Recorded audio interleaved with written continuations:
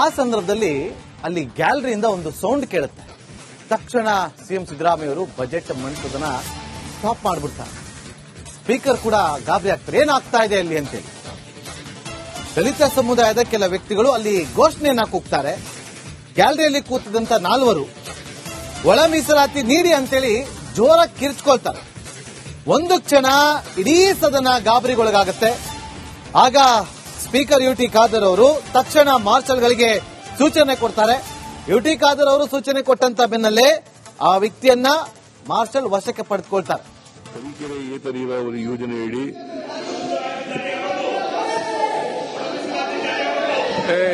ಯಾರು ನೋಡಿ ಅವರನ್ನು ಯಾರಂತ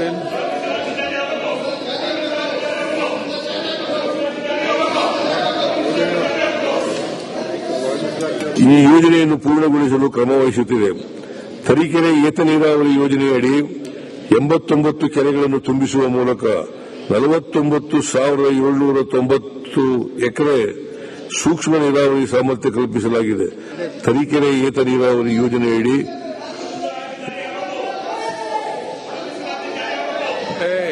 ಯಾರು ನೋಡಿ ಅವರನ್ನು ಯಾರಂತ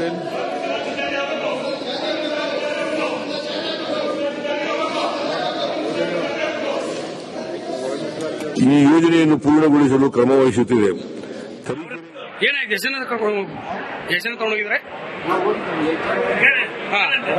ವಿಚಾರ ಜಾರಿ ಮಾಡಬೇಕಂತ ನಾವು ಒತ್ತಾಯ ಮಾಡಿದ ನಮಗೆ ನಮ್ಮ ಆಚೆಗೆ ಇಮ್ಮಿಡಿಯೇಟ್ ಆಚೆ ಘೋಷಣೆ. ಎಷ್ಟು ಜನ ಇದೆ? ನಾವು ಒಂದು 50 ಜನ. ಎಷ್ಟು ಜನ ಇದು ಮಾಡಿದ್ದಾರೆ? ನಾವು 30 ಜನ ಇದ್ದೀವಿ. ಯಾರನ್ನು ತಗೊಂಡಿದ್ದಾರೆ ಹೊರಗಡೆ? 30 ಜನ ಹೊರಗಡೆ ಕೊಡಿಸಿದ್ದಾರೆ. ಮತ್ತಷ್ಟು ಮಾಹಿತಿಯನ್ನು ಕೊಡೋದಕ್ಕೆ ನಮ್ಮ ಪೊಲಿಟಿಕಲ್ ರಿಪೋರ್ಟರ್ ಬಸವರಾಜ್ಗೆ ನೇರ ಸಂಪರ್ಕದಲ್ಲಿ ಜಾಯ್ನ್ ಆಗಿದ್ದಾರೆ. ಬಸವರಾಜ್, ಯಾರು ಅವರೆಲ್ಲ, ಏನಾಯ್ತು ಇವತ್ತು?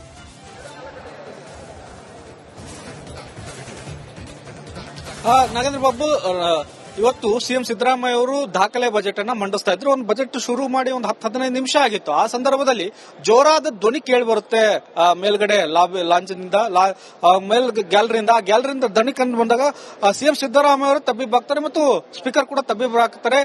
ಬಜೆಟ್ ಓದುವುದನ್ನ ನಿಲ್ಲಿಸ್ತಾರೆ ಕೂಡ ಸಿಎಂ ಸಿದ್ದರಾಮಯ್ಯ ಅವರು. ಏನಿದು ಧ್ವನಿ ಅನ್ನುವಂಥದ್ದು. ಅಲ್ಲಿ ಒಂದು 4 ಜನ ದಲಿತ ಸಮುದಾಯಕ್ಕೆ ಸೇರಿದಂತವರು ಒಳ ಮೀಸಲಾತಿಯನ್ನ ಆದಷ್ಟು ಶೀಘ್ರ ಕೊಡಿ ಅನ್ನುವಂಥದ್ದನ್ನ ಘೋಷಣೆ ಕೂಗಿರ್ತಕ್ಕಂಥದ್ದು ನೀವು ಗಮನಿಸಿರಬಹುದು. ಪಾರ್ಲಿಮೆಂಟ್ ಅಲ್ಲಿ ಕೂಡ ಇದೇ ಮಾದರಿಯಲ್ಲಿ ಅಟ್ಯಾಕ್ ಆಗಿತ್ತು. ಅದೇ ಮಾದರಿ ಅಟ್ಯಾಕ್ ಆಗುವಂತ ಸಂದರ್ಭ ಇತ್ತು. ಕೇವಲ ಬಾಂಬ್ ಒಂದು ಇರಲಿಲ್ಲ ಅಷ್ಟೇ ಅವ್ರ ಕೈಯಲ್ಲಿ. ಅದು ಹೊರತುಪಡಿಸಿ ಅವರು ಎದುರುಗಡೆ ಗ್ಯಾಲರಿಗೆ ಬಂದು ಸಿಎಂ ಸಿದ್ದರಾಮಯ್ಯ ಅವರಿಗೆ ಕೇಳುವ ಹಾಗೆ ಒಂದು ಕೂಗನ್ನ ಹಾಕ್ತಾರೆ. ಆಗ ಮಾರ್ಷಲ್ ಅವರು ತಕ್ಷಣಕ್ಕೆ ಎಚ್ಚೆತ್ತುಕೊಂಡು ಅವ್ರನ್ನ ವಶಕ್ಕೆ ಪಡಿತಾರೆ. ವಶಕ್ಕೆ ಪಡೆದು ಅವರ ಒಂದು ಭದ್ರತಾ ಕೊಠಡಿ ಇದೆ, ಅಲ್ಲಿ ಕರ್ಕೊಂಡೋಗಿ ಕೂರಿಸ್ತಾರೆ. ಅವರ ಒಂದಷ್ಟು ಪೂರ್ವಾಪರ ಅವರ ಬಗ್ಗೆ ತಿಳಿದುಕೊಂಡ ನಂತರ ಆ ವಿಧಾನಸೌಧ ಪೊಲೀಸ್ ಸ್ಟೇಷನ್ ಇದೆ, ಅಲ್ಲಿ ಕರ್ಕೊಂಡು ಹೋಗಿ ಅವರನ್ನ ಎನ್ಕ್ವೈರಿ ಮಾಡ್ತಾ ಇರ್ತಕ್ಕಂಥದ್ದು. ಯಾರು ಅವರಿಗೆ ಪಾಸ್ ಕೊಟ್ಟಿದ್ದು, ಅವ್ರ ಉದ್ದೇಶ ಏನಿತ್ತು ಅನ್ನುವಂತ ಒಂದು ಎನ್ಕ್ವೈರಿ ನಡೆದಿದೆ ಅನ್ನುವಂತ ಮಾಹಿತಿ ಈಗ ಲಭ್ಯ ಆಗಿರ್ತಕ್ಕಂಥದ್ದು. ಒಟ್ಟಾರೆಯಾಗಿ ಒಂದು ದಾಖಲೆ ಬಜೆಟ್ ಮಂಡಿಸುವಂತ ಸಂದರ್ಭದಲ್ಲಿ ಒಂದು ಕ್ಷಣ ಇಡೀ ಸದನವೇ ತಬ್ಬಿಬ್ಬಾಗುವಂತೆ ಈ 4 ಮಾಡಿರ್ತಕ್ಕಂಥದ್ದು. ಜೊತೆಗೆ ಒಳ ಮೀಸಲಾತಿ ಏನಿದೆ ಅದು ಆದಷ್ಟು ಶೀಘ್ರ ಆಗಬೇಕು ಅನ್ನುವಂಥದ್ದು ದಲಿತ ಸಮುದಾಯದಿಂದ ಒತ್ತಾಯ ಇದೆ. ಅದಕ್ಕಾಗಿ ಈಗಾಗಲೇ ಕಮಿಟಿ ಕೂಡ ಮಾಡಲಾಗಿದೆ. ಆದರೆ ಬಜೆಟ್ ಮಂಡಿಸುವಂತ ಸಂದರ್ಭದಲ್ಲಿ ಇದರ ಅವಶ್ಯಕತೆ ಇತ್ತ ಕೂಗು ಹಾಕುವುದು ಅನ್ನುವಂಥದ್ದು ಮತ್ತು ಸ್ಪೀಕರ್ ಖಾದರ್ ಅವರು ಕೂಡ ಅರ್ಥ ಮಾಡ್ಕೊಳ್ಬೇಕಾಗತ್ತೆ. ಯಾಕಂದ್ರೆ ಭದ್ರತಾ ಲೋಪವನ್ನ ಈ ಮೇಲಿಂದ ಮೇಲೆ ಆಗ್ತಂತ ಸಂದರ್ಭಗಳಲ್ಲಿ ಅವರು ಮೊನ್ನೆ ಸದನದ ಒಳಗಡೆನೆ ಸಾರ್ವಜನಿಕರನ್ನ ಬಿಡುವಂತ ಕೆಲಸಗಳನ್ನ ಮಾಡಿದ್ರು, ಪುಸ್ತಕ ಮೇಳವನ್ನ ಏರ್ಪಡಿಸಿ. ಇಂತಹ ಅವಘಡಗಳಾಗೋಕ್ಕೂ ಮುಂಚೆ ಅವರ ಪೂರ್ವಾಪರಗಳನ್ನ ಹೆಚ್ಚಿಸಿ ಒಂದಷ್ಟು ಗ್ಯಾಲರಿಯ ಪಾಸ್ಗಳನ್ನ ಕೊಡಬೇಕಾಗತ್ತೆ.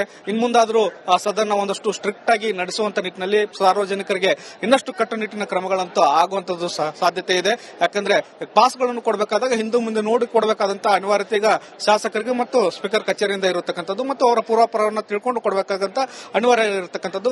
ಒಂದು ಕ್ಷಣ ಯಾಮಾರಿದ್ರೆ ದೊಡ್ಡ ಮಟ್ಟದ ಅನಾಹುತಗಳಿಗೆ ಇವತ್ತಿನ ಸದನ ಕೂಡ ಸಾಕ್ಷಿ ಆಗ್ತಾ ಇರ್ತಿತ್ತು. ನಗರ ಓಕೆ, ಥ್ಯಾಂಕ್ ಯು ಬಸವರಾಜ್ ನಿಮ್ಮೆಲ್ಲ ಮಾಹಿತಿಗಾಗಿ. ಆ ಸಂದರ್ಭದಲ್ಲಿ ಅಲ್ಲಿ ಗ್ಯಾಲರಿಯಿಂದ ಒಂದು ಸೌಂಡ್ ಕೇಳುತ್ತೆ. ತಕ್ಷಣ ಸಿಎಂ ಸಿದ್ದರಾಮಯ್ಯ ಅವರು ಬಜೆಟ್ ಮಂಡಿಸೋದನ್ನ ಸ್ಟಾಪ್ ಮಾಡಿಬಿಡ್ತಾರೆ. ಸ್ಪೀಕರ್ ಕೂಡ ಗಾಬರಿ ಆಗ್ತಾರೆ, ಏನಾಗ್ತಾ ಇದೆ ಅಲ್ಲಿ ಅಂತೇಳಿ. ದಲಿತ ಸಮುದಾಯದ ಕೆಲ ವ್ಯಕ್ತಿಗಳು ಅಲ್ಲಿ ಘೋಷಣೆಯನ್ನ ಕೂಗ್ತಾರೆ.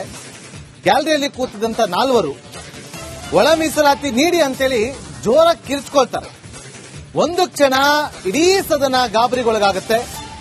ಆಗ ಸ್ಪೀಕರ್ ಯುಟಿ ಖಾದರ್ ಅವರು ತಕ್ಷಣ ಮಾರ್ಷಲ್ಗಳಿಗೆ ಸೂಚನೆ ಕೊಡ್ತಾರೆ. ಯುಟಿ ಖಾದರ್ ಅವರು ಸೂಚನೆ ಕೊಟ್ಟಂತ ಬೆನ್ನಲ್ಲೇ ಆ ವ್ಯಕ್ತಿಯನ್ನ ಮಾರ್ಷಲ್ ವಶಕ್ಕೆ ಪಡೆದುಕೊಳ್ತಾರೆ. ತರೀಕೆರೆ ಏತ ನೀರಾವರಿ ಯೋಜನೆಯಡಿ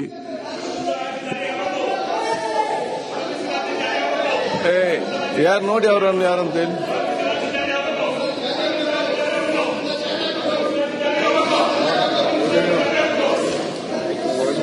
ಈ ಯೋಜನೆಯನ್ನು ಪೂರ್ಣಗೊಳಿಸಲು ಕ್ರಮ ವಹಿಸುತ್ತಿದೆ. ತರೀಕೆರೆ ಏತ ನೀರಾವರಿ ಯೋಜನೆಯಡಿ 89 ಕೆರೆಗಳನ್ನು ತುಂಬಿಸುವ ಮೂಲಕ 49,790 ಎಕರೆ ಸೂಕ್ಷ್ಮ ನೀರಾವರಿ ಸಾಮರ್ಥ್ಯ ಕಲ್ಪಿಸಲಾಗಿದೆ. ತರೀಕೆರೆ ಏತ ನೀರಾವರಿ ಯೋಜನೆಯಡಿ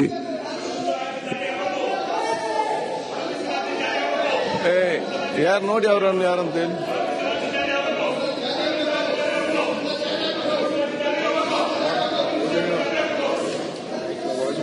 ಈ ಯೋಜನೆಯನ್ನು ಪೂರ್ಣಗೊಳಿಸಲು ಕ್ರಮ ವಹಿಸುತ್ತಿದೆ. ಏನಾಯ್ತು? ಎಷ್ಟು ಜನ ತಗೊಂಡೋಗಿದ್ರೆ ನಾವು ಹೋಗಿದ್ದೀವಿ. ವಿಚಾರ ಜಾರಿ ಮಾಡಬೇಕು ಅಂತ ನಾವು ಒತ್ತಾಯ ಮಾಡಿದ ನಮಗೆ ನಮ್ಮ ಆಚೆಗೆ ಇಮಿಡಿಯೇಟ್ ಆಚೆ ಘೋಷಣೆ ಕೊಟ್ಟಿದ್ದಾರೆ. ಎಷ್ಟು ಜನ ಇದ್ದಾರೆ? ನಾವು ಈಗ ಎಷ್ಟು ಜನ ಇದು ಮಾಡಿದ್ದಾರೆ? ನಾವು 30 ಜನ ಇದ್ದೀವಿ. ಯಾರನ್ನು ತಗೊಂಡಿದ್ದಾರೆ ಒಳಗಡೆ? ನಾನು 30 ಜನ ಹೊರಗಡೆ ಕುಡಿಸಿದ್ದಾರೆ.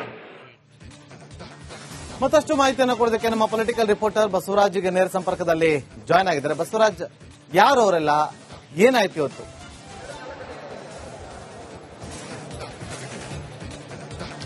ನಾಗೇಂದ್ರ ಬಾಬು, ಇವತ್ತು ಸಿಎಂ ಸಿದ್ದರಾಮಯ್ಯ ಅವರು ದಾಖಲೆ ಬಜೆಟ್ ಅನ್ನ ಮಂಡಿಸ್ತಾ ಇದ್ರು. ಒಂದು ಬಜೆಟ್ ಶುರು ಮಾಡಿ ಒಂದು 10-15 ನಿಮಿಷ ಆಗಿತ್ತು. ಆ ಸಂದರ್ಭದಲ್ಲಿ ಜೋರಾದ ಧ್ವನಿ ಕೇಳಿ ಬರುತ್ತೆ ಮೇಲ್ಗಡೆ ಲಾಂಚ್ನಿಂದ, ಗ್ಯಾಲರಿಯಿಂದ. ಆ ಗ್ಯಾಲರಿಯಿಂದ ಧ್ವನಿ ಕಂಡು ಬಂದಾಗ ಸಿಎಂ ಸಿದ್ದರಾಮಯ್ಯ ಅವರು ತಬ್ಬಿಬ್ಬಾಗ್ತಾರೆ ಮತ್ತು ಸ್ಪೀಕರ್ ಕೂಡ ತಬ್ಬಿಬ್ಬಾಗ್ತಾರೆ. ಬಜೆಟ್ ಓದುವುದನ್ನ ನಿಲ್ಲಿಸ್ತಾರೆ ಕೂಡ ಸಿಎಂ ಸಿದ್ದರಾಮಯ್ಯ ಅವರು. ಏನಿದು ಧ್ವನಿ ಅನ್ನುವಂಥದ್ದು. ಅಲ್ಲಿ ಒಂದು 4 ಜನ ದಲಿತ ಸಮುದಾಯಕ್ಕೆ ಸೇರಿದಂತವರು ಒಳ ಮೀಸಲಾತಿಯನ್ನ ಆದಷ್ಟು ಶೀಘ್ರ ಕೊಡಿ ಅನ್ನುವಂಥದ್ದನ್ನ ಘೋಷಣೆ ಕೂಗಿರ್ತಕ್ಕಂಥದ್ದು ನೀವು ಗಮನಿಸಿರಬಹುದು. ಪಾರ್ಲಿಮೆಂಟ್ ಅಲ್ಲಿ ಕೂಡ ಇದೇ ಮಾದರಿಯಲ್ಲಿ ಅಟ್ಯಾಕ್ ಆಗಿತ್ತು. ಅದೇ ಮಾದರಿ ಅಟ್ಯಾಕ್ ಆಗುವಂತ ಸಂದರ್ಭ ಇತ್ತು. ಕೇವಲ ಬಾಂಬ್ ಒಂದು ಇರಲಿಲ್ಲ ಅಷ್ಟೇ ಅವ್ರ ಕೈಯಲ್ಲಿ. ಅದು ಹೊರತುಪಡಿಸಿ ಅವರು ಎದುರುಗಡೆ ಗ್ಯಾಲರಿಗೆ ಬಂದು ಸಿಎಂ ಸಿದ್ದರಾಮಯ್ಯ ಅವರಿಗೆ ಕೇಳುವ ಹಾಗೆ ಒಂದು ಕೂಗನ್ನು ಹಾಕ್ತಾರೆ. ಆಗ ಮಾರ್ಷಲ್ ಅವರು ತಕ್ಷಣಕ್ಕೆ ಎಚ್ಚೆತ್ಕೊಳ್ತಾರೆ. ತಕ್ಷಣಕ್ಕೆ ಎಚ್ಚೆತ್ಕೊಂಡು ಅವ್ರನ್ನ ವಶಕ್ಕೆ ಪಡಿತಾರೆ. ವಶಕ್ಕೆ ಪಡೆದು ಅವರ ಒಂದು ಭದ್ರತಾ ಕೊಠಡಿ ಇದೆ, ಅಲ್ಲಿ ಕರ್ಕೊಂಡೋಗಿ ಕೂರಿಸ್ತಾರೆ. ಅವರ ಒಂದಷ್ಟು ಪೂರ್ವಾಪರ ಅವರ ಬಗ್ಗೆ ತಿಳಿದುಕೊಂಡ ನಂತರ ಆ ವಿಧಾನಸೌಧ ಪೊಲೀಸ್ ಸ್ಟೇಷನ್ ಇದೆ, ಅಲ್ಲಿ ಕರ್ಕೊಂಡು ಹೋಗಿ ಅವರನ್ನ ಎನ್ಕ್ವೈರಿ ಮಾಡ್ತಾ ಇರ್ತಕ್ಕಂಥದ್ದು. ಯಾರು ಅವರಿಗೆ ಪಾಸ್ ಕೊಟ್ಟಿದ್ದು, ಅವ್ರ ಉದ್ದೇಶ ಏನಿತ್ತು ಅನ್ನುವಂತ ಒಂದು ಎನ್ಕ್ವೈರಿ ನಡೆದಿದೆ ಅನ್ನುವಂತ ಮಾಹಿತಿ ಈಗ ಲಭ್ಯ ಆಗಿರ್ತಕ್ಕಂಥದ್ದು. ಒಟ್ಟಾರೆಯಾಗಿ ಒಂದು ದಾಖಲೆ ಬಜೆಟ್ ಮಂಡಿಸುವಂತ ಸಂದರ್ಭದಲ್ಲಿ ಒಂದು ಕ್ಷಣ ಇಡೀ ಸದನವೇ ತಬ್ಬಿಬ್ಬಾಗುವಂತೆ ಈ 4 ಮಾಡಿರ್ತಕ್ಕಂಥದ್ದು. ಜೊತೆಗೆ ಒಳ ಮೀಸಲಾತಿ ಏನಿದೆ ಅದು ಆದಷ್ಟು ಶೀಘ್ರ ಆಗಬೇಕು ಅನ್ನುವಂಥದ್ದು ದಲಿತ ಸಮುದಾಯದ ಒತ್ತಾಯ ಇದೆ. ಅದಕ್ಕಾಗಿ ಈಗಾಗಲೇ ಕಮಿಟಿ ಕೂಡ ಮಾಡಲಾಗಿದೆ. ಆದರೆ ಬಜೆಟ್ ಮಂಡಿಸುವಂತ ಸಂದರ್ಭದಲ್ಲಿ ಇದರ ಅವಶ್ಯಕತೆ ಇತ್ತ ಕೂಗು ಹಾಕುವುದು ಅನ್ನುವಂಥದ್ದು ಮತ್ತು ಸ್ಪೀಕರ್ ಖಾದರ್ ಅವರು ಕೂಡ ಅರ್ಥ ಮಾಡ್ಕೊಳ್ಬೇಕಾಗುತ್ತೆ. ಯಾಕಂದ್ರೆ ಭದ್ರತಾ ಲೋಪವನ್ನ ಈ ಮೇಲಿಂದ ಮೇಲೆ ಆಗ್ತಂತ ಸಂದರ್ಭಗಳಲ್ಲಿ ಅವರು ಮೊನ್ನೆ ಸದನದ ಒಳಗಡೆನೆ ಸಾರ್ವಜನಿಕರನ್ನ ಬಿಡುವಂತ ಕೆಲಸಗಳನ್ನ ಮಾಡಿದ್ರು, ಪುಸ್ತಕ ಮೇಳವನ್ನ ಏರ್ಪಡಿಸಿ. ಇಂತಹ ಅವಘಡಗಳಾಗೋಕ್ಕೂ ಮುಂಚೆ ಅವರ ಪೂರ್ವಾಪರಗಳನ್ನ ಹೆಚ್ಚಿಸಿ ಒಂದಷ್ಟು ಗ್ಯಾಲರಿಯ ಪಾಸ್ಗಳನ್ನ ಕೊಡಬೇಕಾಗತ್ತೆ. ಇನ್ಮುಂದಾದ್ರೂ ಸದನ ಒಂದಷ್ಟು ಸ್ಟ್ರಿಕ್ಟ್ ಆಗಿ ನಡೆಸುವಂತ ನಿಟ್ಟಿನಲ್ಲಿ ಸಾರ್ವಜನಿಕರಿಗೆ